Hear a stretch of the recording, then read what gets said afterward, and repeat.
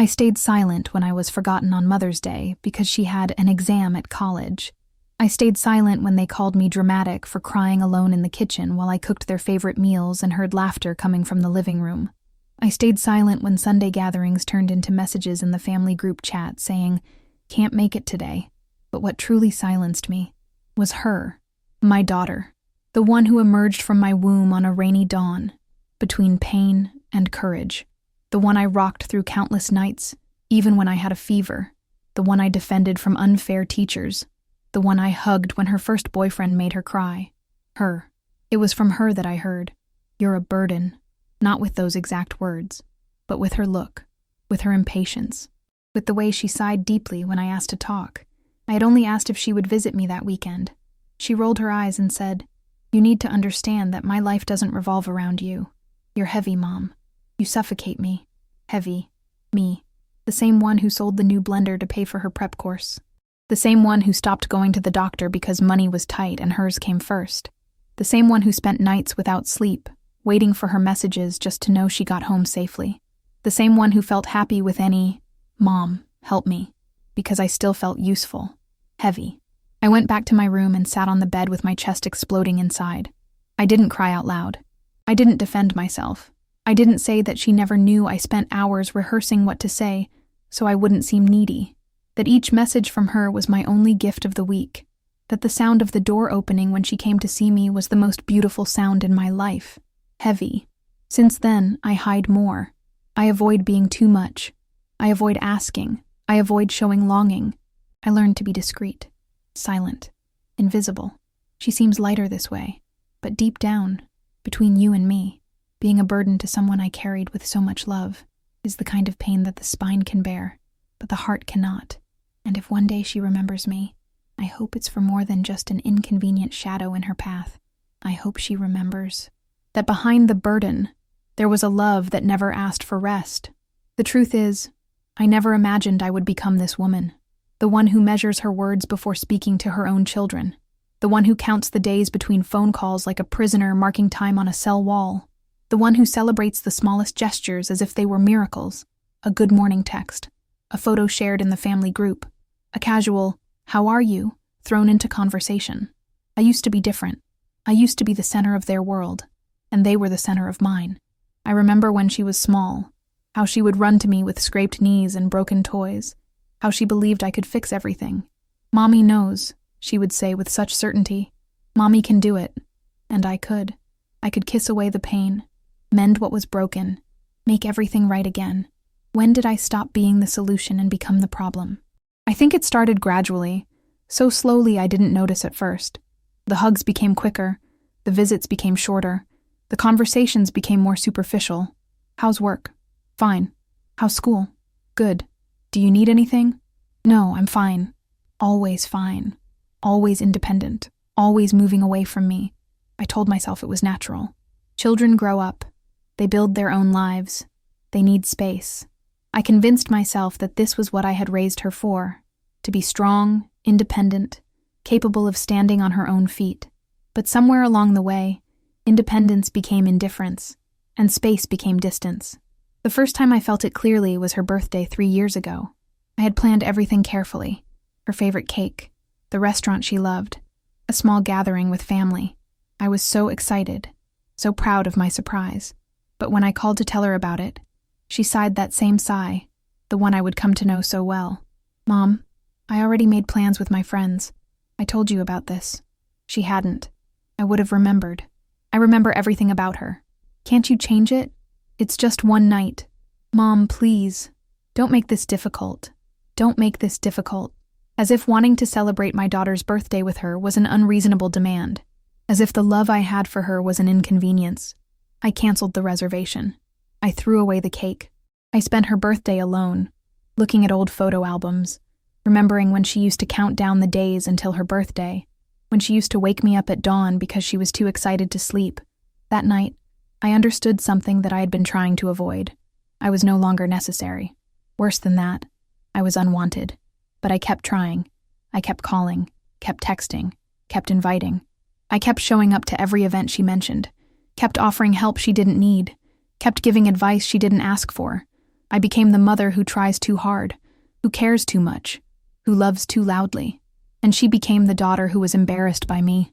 I could see it in her eyes when I would arrive at her college events. The way she would introduce me quickly to her friends. The way she would steer conversations away from topics that might lead to me sharing stories about her childhood. I could feel her tension when I would linger too long at her apartment, when I would ask too many questions about her life, when I would try to be part of her world. I started to understand that my presence had become a burden, not because I was demanding or difficult, but because I was a reminder of a dependency she wanted to forget.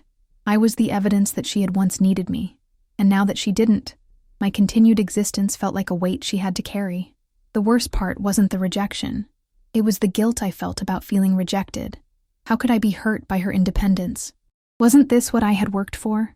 Wasn't this the goal of parenthood? To raise children who could survive without us? But knowing something intellectually and feeling it emotionally are two different things. My heart didn't understand that her pulling away was healthy. My heart only understood that the person I loved most in the world was telling me, in 100 different ways, that she was better off without me. I started to change my behavior. I stopped calling as often. I stopped dropping by unannounced. I stopped offering unsolicited advice. I learned to wait for her to reach out first, to let her set the pace of our relationship. I thought if I gave her space, she would miss me. I thought if I became less available, she would value me more. Instead, she barely noticed. The calls became less frequent. The visits became rarer. The messages became shorter. It was as if I had confirmed what she already believed, that I wasn't essential to her life. I began to exist in the margins of her world. I knew about her life through social media posts and fragments of conversations. I learned about her boyfriend through photos posted online, about her job through brief mentions in family group chats, about her problems through the silence that followed my offers to help. I became a part-time mother to my full-time daughter. The loneliness was crushing. Not just the absence of her, but the absence of the person I used to be. I had defined myself as her mother for so long that when she no longer needed me in that role, I didn't know who I was anymore. I was a mother without a child who wanted mothering, a protector without someone who needed protection, a giver without someone who wanted to receive. I tried to fill the void with other things. I volunteered at a local charity. I took up gardening. I joined a book club. I tried to build a life that wasn't centered around her, but everything felt hollow, temporary, like I was just killing time until she needed me again. And then came that conversation, the one that changed everything. I had been feeling particularly lonely that week. Her father had been traveling for work, and the house felt impossibly empty. I had seen photos of her at a friend's wedding on Instagram, looking beautiful and happy, and I had felt such a sharp pang of longing. I missed her. I missed being part of her happiness. So I called her, not to ask for anything, just to hear her voice. But she was busy, distracted, clearly wanting to get off the phone. I could hear the impatience in her voice, the way she was rushing through our conversation. "I should go," she said after just a few minutes. "Wait," I said. "I was wondering, maybe you could come over this weekend. I could make your favorite lasagna. We could watch a movie, like we used to." The silence on the other end was deafening. "Mom," she said finally, and I could hear the exhaustion in her voice. "I can't come over every time you're lonely. I have my own life. I have my own friends. I have my own things to do." "I know that," I said, trying to keep my voice steady. "I'm not asking you to take care of me. I'm just asking you to spend time with me." "But that's just it," she said. "You are asking me to take care of you.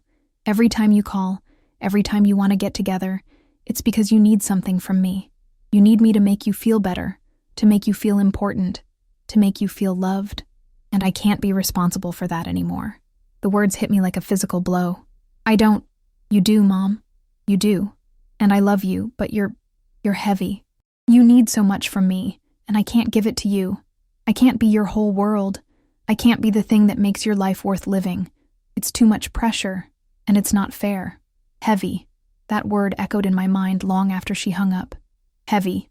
Not cruel, not mean, but heavy. A burden, a weight, something that dragged her down instead of lifting her up. I sat in my kitchen for hours after that call, staring at the phone, replaying every word. She wasn't wrong. I could see that now. I had been asking too much of her, expecting too much from her. I had been trying to fill a void in my life with her presence, and that wasn't fair to either of us. But understanding it didn't make it hurt less. If anything, it made it worse. Because now I couldn't even be angry at her for rejecting me. She was right to protect herself. She was right to set boundaries. She was right to prioritize her own well-being. I was the problem. I was the one who needed to change. So I did. I stopped calling unless she called first. I stopped asking her to visit unless she suggested it. I stopped sharing my problems, my loneliness, my need for connection. I learned to be the mother she needed me to be, distant, undemanding, satisfied with whatever scraps of attention she was willing to give. It was one of the hardest things I've ever done. Every instinct I had as a mother screamed against it. Every fiber of my being wanted to reach out, to connect, to love her the way I had always loved her. But I forced myself to step back, to make myself smaller, to need less. And it worked, in a way. She seemed more relaxed around me.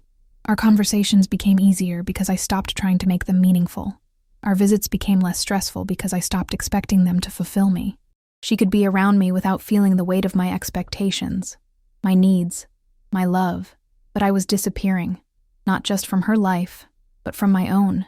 I was becoming a ghost of myself, a shadow of the woman who had once been so full of life and love and purpose. I was learning to exist without really living, to love without really connecting, to mother without really mattering. The saddest part was that I couldn't even blame her. She was just protecting herself, just trying to live her life without the burden of my needs. She was doing what any healthy young adult would do, establishing boundaries, claiming independence, building her own identity separate from her family. But knowledge didn't ease the pain. Understanding didn't fill the emptiness. Being right about her reasons didn't make me feel less rejected, less unwanted, less unnecessary. I started to understand something that no one talks about when they discuss parenting. Everyone focuses on the challenges of raising children, the sleepless nights, the tantrums, the rebellious teenage years. But no one prepares you for the challenge of releasing them. No one tells you that the hardest part of being a mother isn't the beginning, when they need you completely, but the end, when they don't need you at all. No one tells you that success as a parent often feels like failure as a person, that raising independent, self-sufficient children means making yourself obsolete, that the better you do your job, the less necessary you become. I had done my job too well. I had raised a daughter who was strong, confident, capable of handling her own problems. I had taught her to be independent, to trust herself, to build her own life. And now I was facing the consequences of that success. A daughter who had learned those lessons so well that she no longer needed the teacher. The months that followed were the loneliest of my life. I tried to rebuild my identity, to find purpose and meaning beyond my role as her mother. I threw myself into work, into hobbies, into friendships. I tried to create a life that would be fulfilling even without her in it. But late at night, when the house was quiet and I was alone with my thoughts, I would remember. I would remember the weight of her in my arms as a baby, the way she used to fall asleep on my chest, the absolute trust and love in her eyes when she looked at me. I would remember the pride I felt watching her take her first steps, speak her first words, read her first book.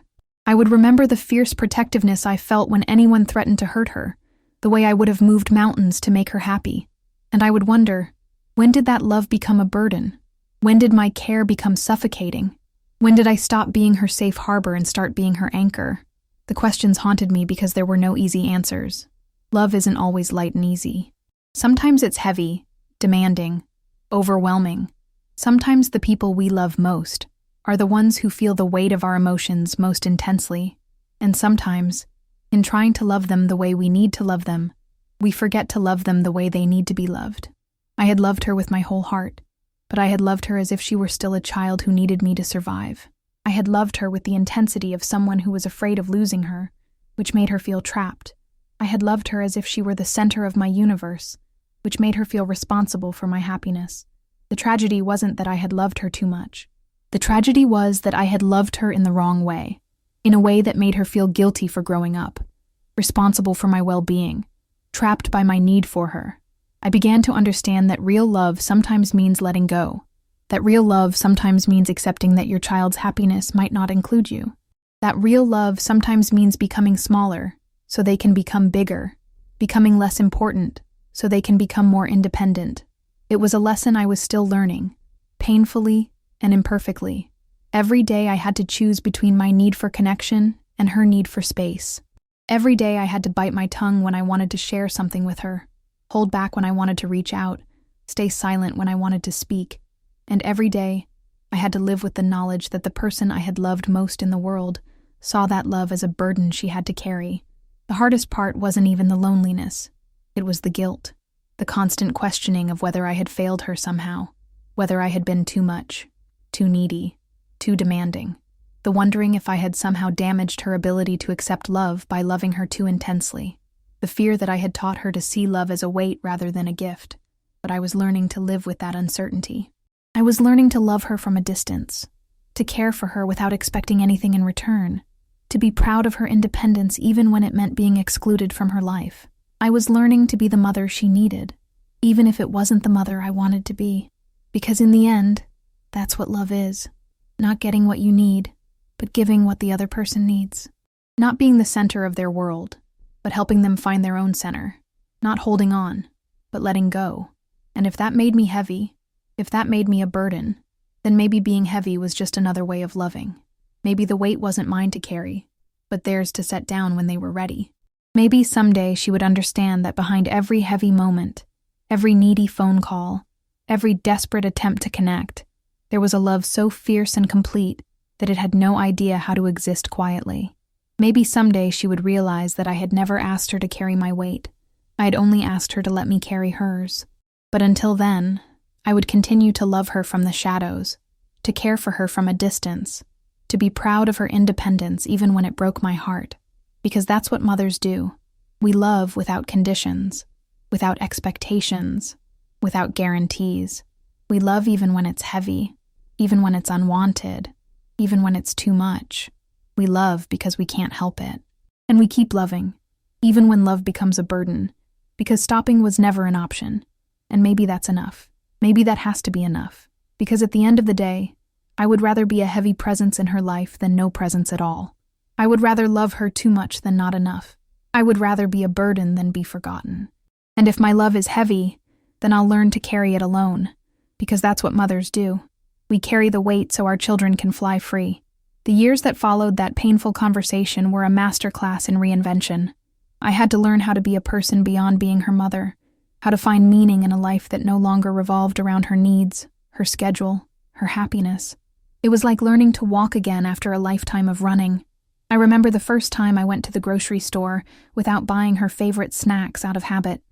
I stood in the cereal aisle for 10 minutes, staring at the boxes of granola she used to love, feeling lost and purposeless. Such a small thing, but it represented everything I was struggling with, the automatic impulses of motherhood that no longer had an outlet, the love that had nowhere to go. I started therapy around that time. Dr. Martinez was a kind woman in her 60s who specialized in what she called empty nest syndrome. Though my nest wasn't exactly empty, it was just that my bird had decided the nest was too small, too confining, too much. "Tell me about your identity outside of being her mother," she said during one of our first sessions. I sat there in silence for what felt like hours. The question had never occurred to me before. For 25 years, I had been her mother first and everything else second. I had been a wife, a friend, a daughter, a professional, but all of those roles had been filtered through the lens of motherhood. I was the wife who needed to get home for school pickup, the friend who couldn't stay out late because of bedtime routines, the daughter who understood her own mother better now that she had a child, the professional who turned down opportunities that would take me away from home too much. I don't know, I finally admitted. I don't know who I am when I'm not needed. That became the central work of my healing, learning to exist as a complete person, even when I wasn't essential to anyone else's survival. It was harder than I expected. I had defined myself by my usefulness for so long that when that usefulness was no longer wanted, I felt like I was disappearing. I started small. I took a pottery class at the community center. I had always been interested in working with clay, but there had never been time when she was younger. Now I had nothing but time. The first piece I made was a lopsided bowl that looked like it had been shaped by a toddler, but I was proud of it. It was mine, created by me, for me, with no one else's needs or preferences in mind. I joined a book club where we read novels I had never had time for. I started volunteering at the local animal shelter, where my nurturing instincts could find an outlet without making anyone feel suffocated. I learned to cook for one, which was surprisingly difficult after decades of cooking for a family. I bought clothes that I liked, not because they were practical or mother-appropriate, but because they made me feel beautiful. Slowly, very slowly, I began to remember who I had been before I became her mother. I remembered the woman who had loved art museums and foreign films, who had dreamed of traveling to Morocco, who had laughed easily and loved deeply. She was still there, underneath all the layers of motherhood, waiting to be rediscovered. But the process wasn't linear. There were setbacks, moments when the loneliness would hit me like a physical blow. I would see a mother and daughter shopping together, laughing over something silly, and I would feel the loss all over again. I would hear her voice on the phone, distant and distracted, and I would hang up feeling more alone than if she hadn't called at all. The holidays were the worst. Christmas morning without her feet running down the stairs, without the excitement of watching her open presents, without the chaos and joy of a full house. I tried to create new traditions for myself, but they felt hollow compared to the memories of Christmases past. I remember one particularly difficult Christmas Eve. I had decorated a small tree, bought myself a few gifts, planned a nice dinner for one. But as I sat in my living room, looking at the tree with its perfectly arranged ornaments, I felt the weight of my solitude crushing me. This wasn't how I had imagined my life would be. This wasn't the story I had written for myself. I called my sister, crying so hard I could barely speak. "I feel like I'm grieving someone who's still alive," I told her. "I feel like I've lost my daughter, but she's not dead. She's just done with me." My sister, who had gone through her own struggles with her grown children, listened patiently. "You haven't lost her," she said gently. "You've lost a version of your relationship with her, but maybe there's a new version waiting to be born." I didn't believe her then. It felt like false hope, like the kind of thing people say when they don't know what else to say. But over time, I began to understand what she meant. The relationship I had with my daughter was changing, had to change. The mother-child dynamic of her childhood was no longer appropriate or sustainable. But that didn't mean we couldn't have a relationship at all. It meant we needed to find a new way to connect, a new way to love each other. I started to pay attention to the moments when she did reach out, when she shared something small about her life, when she asked for advice, or simply wanted to talk. Instead of seeing these moments as insufficient, as less than what I wanted, I began to see them as gifts. Small, precious gifts that I could treasure without demanding more.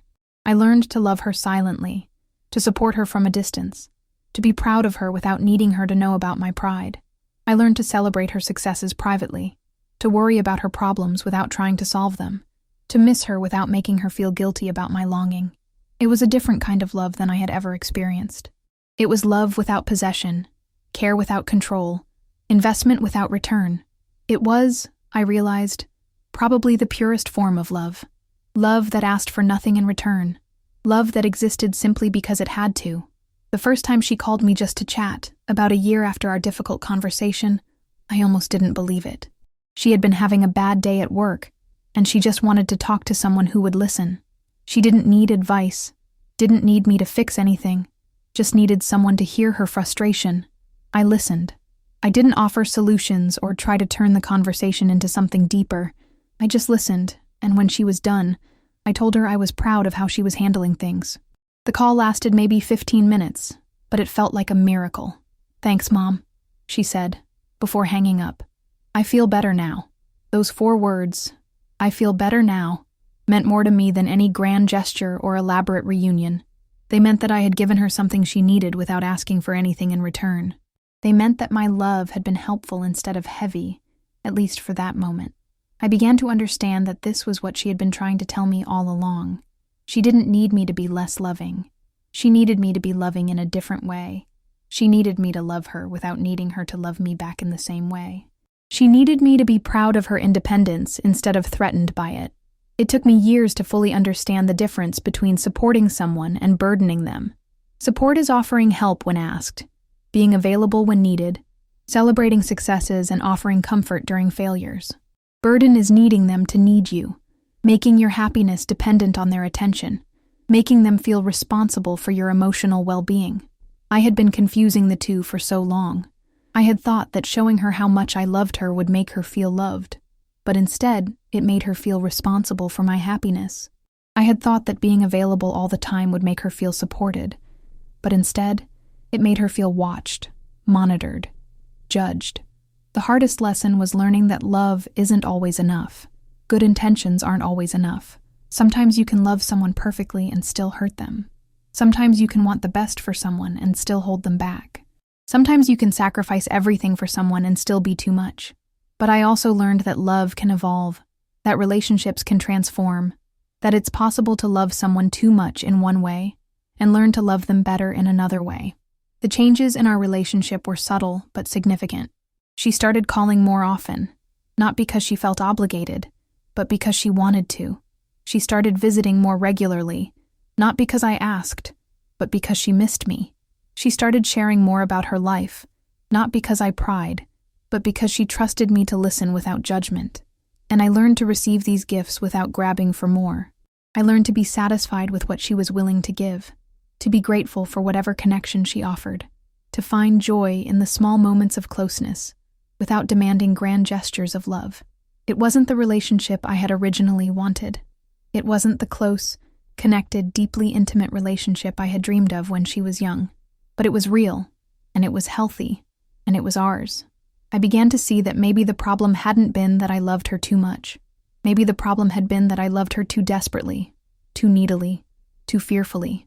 I had loved her as if she might disappear, as if I might lose her, as if our connection was fragile and needed constant tending. But love isn't fragile. Real love is strong enough to survive distance, patient enough to wait for the right moment, secure enough to exist without constant confirmation. Real love doesn't need to be fed every day to survive. Real love doesn't need to be the center of someone's life to be meaningful. The woman I became in those years of learning to love differently was someone I barely recognized. She was quieter, more patient, more secure in herself. She had learned to find joy in small things, to be content with less, to appreciate what she had instead of mourning what she had lost. She was still a mother, but she was also a person. She was still loving, but she was also independent. She was still invested in her daughter's life, but she was also interested in her own life. When my daughter got engaged, 2 years after our difficult conversation, she called me herself to tell me the news. She was excited, bubbling over with happiness, and she wanted to share it with me, not because she felt obligated, but because she wanted to. "I want you to help me plan the wedding," she said. "I mean, if you want to. I know you're busy with your pottery and your book club and everything." I smiled at the phone, tears streaming down my face. She had noticed. She had seen that I had a life beyond her, that I was busy with my own interests, that I was no longer sitting around waiting for her to need me. "I would love to help," I said, "but only if you really want me to. I don't want to take over or make it about me." "Mom," she said, and I could hear the smile in her voice. "I want you to be involved. I want to share this with you. I want your help because you're my mother and I love you, not because I feel sorry for you." That distinction, wanting my help because she loved me, not because she felt sorry for me, was everything. It was the difference between burden and gift, between obligation and choice, between heavy love and light love. The wedding planning brought us closer than we had been in years, but it was a different kind of closeness. I was involved because she wanted me to be, not because I had inserted myself into her life. I offered opinions when asked, stayed quiet when not, supported her decisions even when they weren't what I would have chosen. There were moments when I felt the old patterns trying to reassert themselves, moments when I wanted to take over, to make it all about what I thought was best, to turn the wedding into a reflection of my dreams for her. But I had learned to recognize those impulses and redirect them. This was her wedding, her day, her choice. My role was to support her vision, not to impose my own. My job was to make her feel loved and supported, not to make myself feel needed and important. The wedding was beautiful. She was radiant, happy, completely herself. As I watched her walk down the aisle, I felt a kind of pride I had never experienced before. Not pride in what I had done or how I had raised her, but pride in who she had become independently of me. She was strong, confident, capable of making her own decisions and living with the consequences. She was kind, thoughtful, generous with her love. She was everything I had hoped she would become, and she had become it not because of my controlling or my neediness, but in spite of it. During the reception, she pulled me aside for a quiet moment. "Thank you," she said simply. "For what?" "For learning to let me go. For learning to love me without holding on so tight. For becoming someone I want to be close to, not someone I feel obligated to take care of." I hugged her then, and for the first time in years, it felt easy. It felt natural. It felt like love instead of need, like connection instead of desperation. "I'm proud of you," I whispered. "I'm proud of you too," she whispered back. And in that moment, I understood that we had both grown. She had learned to accept love without feeling trapped by it. I had learned to give love without demanding anything in return. She had learned to be independent without being distant. I had learned to be caring without being overwhelming. We had both learned that love doesn't have to be heavy to be real, that care doesn't have to be constant to be meaningful, that connection doesn't have to be intense to be lasting. The years since then have been the happiest of my life. Not because my daughter and I have a perfect relationship. We don't. Not because I never feel lonely or unnecessary. I sometimes do. But because I have learned to be happy with who I am, with or without her constant presence in my life. I have learned that being a mother is not about being needed. It's about being loving. It's not about being the center of your child's world. It's about helping them find their own center. It's not about holding on. It's about letting go. I have learned that I can love her completely without needing her to love me back in the same way. I can be proud of her without needing her to make me proud. I can worry about her without needing her to know about my worry. I can miss her without needing her to miss me back. This is the kind of love that doesn't make noise, doesn't demand attention, doesn't require acknowledgement. It's the kind of love that exists quietly in the background, always there when needed, never imposing when not wanted. It's the kind of love that I wish I had known how to give from the beginning, but maybe I had to learn it this way.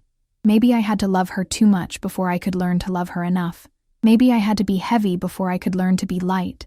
Maybe that's what growing up as a parent means. Learning that your children don't belong to you. They belong to themselves. Learning that your job is not to be their world, but to help them create their own world. Learning that the highest form of love is not possession, but release. I think about that conversation we had years ago, when she told me I was heavy. I understand now that she wasn't rejecting me or my love. She was asking me to love her better. She was asking me to love her in a way that made her feel free instead of trapped, empowered instead of obligated, cherished instead of responsible. It took me years to learn how to do that. It took me years to understand that the weight she was talking about wasn't the weight of my love, but the weight of my need. It wasn't the burden of my care, but the burden of my expectations. I had been asking her to carry my happiness, my sense of purpose, my fear of being alone. I had been asking her to be not just my daughter, but my friend, my confidant, my companion, my reason for living. That was too much for anyone to carry, especially someone who was trying to build their own life. But I learned. I learned to carry my own happiness, to find my own purpose, to face my own loneliness. I learned to be a whole person so that I could love her as a whole person, not as someone who existed to complete me. And in learning to love her without needing her, I discovered something beautiful. She began to need me in a different way, not as a lifeline or a crutch, but as a resource, a support, a safe harbor when life got stormy. She calls me now when she's had a bad day at work, not because she needs me to fix it, but because she trusts me to listen.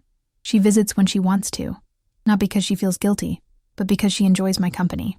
She asks for advice when she needs it, not because she feels obligated, but because she values my opinion. This is the relationship I had been trying to force all along, but I had been going about it all wrong. I had been trying to create closeness through need, connection through obligation, love through guilt. But real closeness comes from choice. Real connection comes from freedom. Real love comes from respect. My daughter is 30 now, married, successful, happy. She has her own life, her own dreams, her own challenges.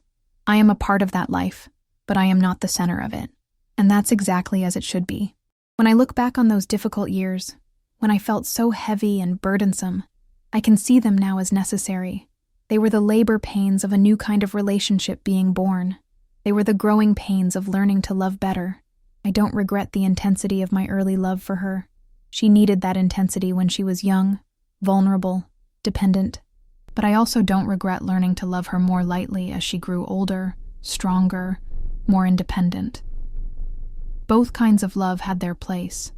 Both kinds of love were necessary. The heavy love carried her through her childhood. The light love allowed her to soar into adulthood. And maybe that's the real lesson of motherhood. Learning when to hold on and when to let go, when to be heavy and when to be light, when to be essential and when to be optional. Maybe the goal isn't to never be a burden. Maybe the goal is to know when your burden is helpful and when it's harmful, when your weight is supportive and when it's suffocating. Maybe the goal is to love so well that even when you're heavy, you're carrying weight worth carrying, and to love so wisely that you know when to set that weight down and let them carry themselves. I am still learning. I am still growing. I am still sometimes too much and sometimes not enough. But I am learning to be okay with that imperfection, to love myself through the learning process, to forgive myself for the mistakes I made along the way. Because in the end, that's what love is. Imperfect, evolving, sometimes heavy, sometimes light, but always present, always hoping, always trying to be better. And if that's a burden, then it's a burden I'm grateful to carry.